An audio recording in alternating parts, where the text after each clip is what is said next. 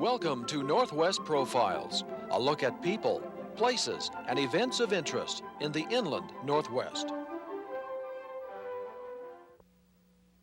Strong arms raised in victory. The graceful bend of a runner's arch. The flowing lines of the human form in motion.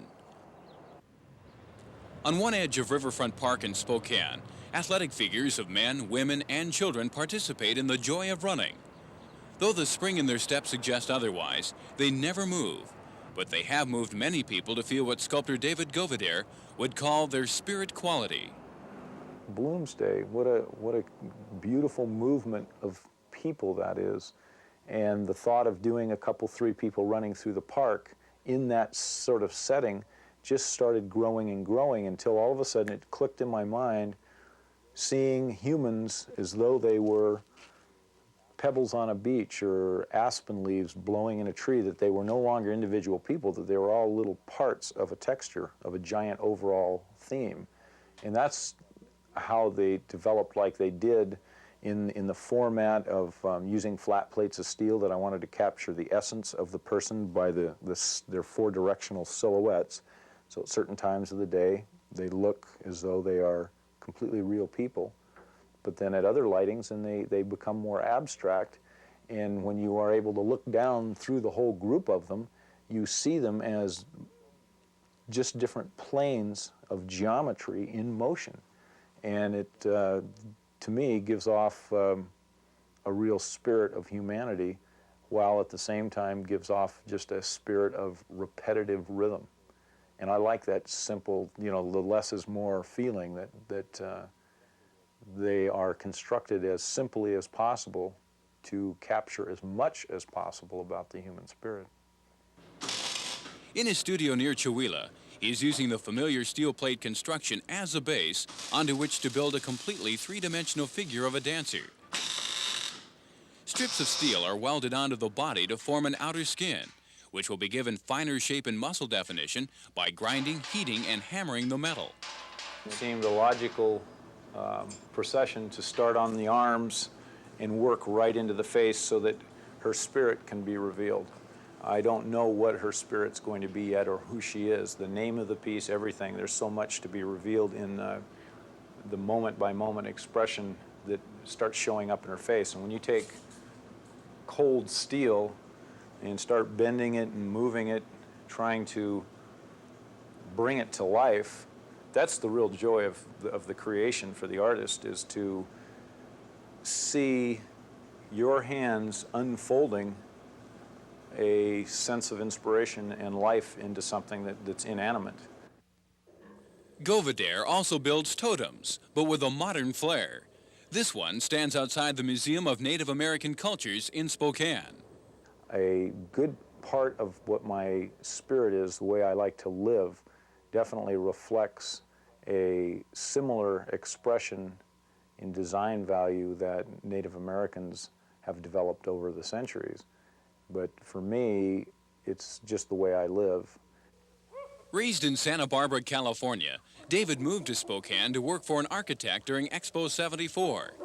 Seeking a more hands-on outlet for his creativity, he combined his architectural knowledge and welding skills to begin sculpting. Living in a mountain valley, he says, influences his energy and his art. Even in my aspect of sculpting humans or animals and so forth, it's how they relate to the earth that interests me, how they look in the environment. Now, this is a work that's called Starcatcher, and it is trying to take the steel is the embedded earth, the feeling of the earth, and the aluminum is the spirit. And so the two of them together, you can see that shaft feeling, that it's going down and it's putting itself into the earth, and that the aluminum is reaching up in a spiraling feeling. It's almost like the energy of a burned out snag. Like I say, I like to see sculpture outdoors, and to have it highlight different places, even non-special places. It makes places special just by having it there. And these 3 pieces here are called Elan and Repos.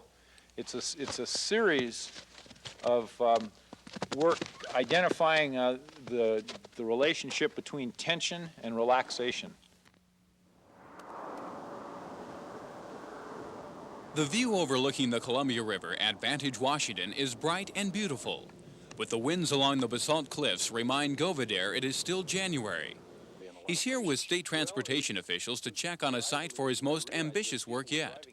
On this cliff overlooking the Columbia, Govedare wants to place a life-size herd of steel horses spilling from a giant woven basket. The centennial that's coming up in '89 just sparked the feeling of doing something for horses, because I know that even people that don't ride horses are very much mystified about the free spirit of the horse and that the power that the horse has played throughout civilization.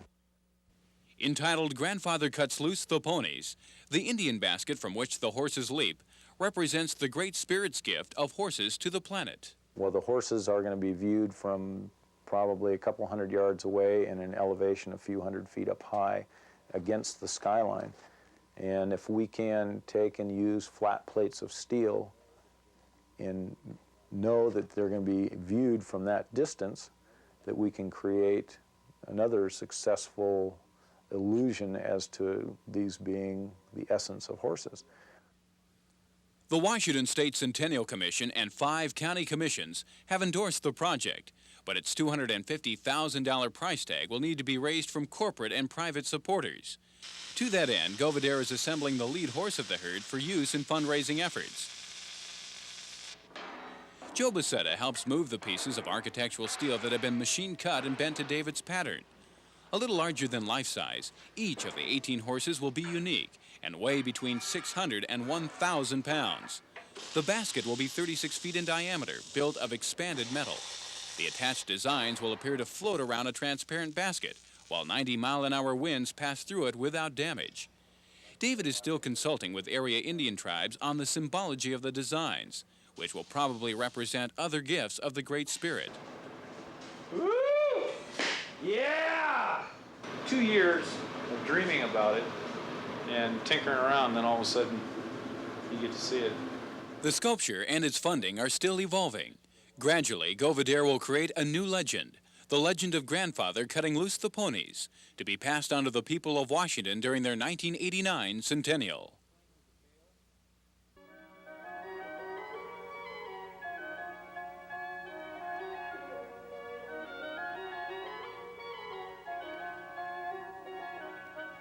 If you have a topic for Northwest Profiles, send it to KSPS TV, South 3911 Regal, Spokane, Washington 99223. Northwest Profiles is a presentation of KSPS TV.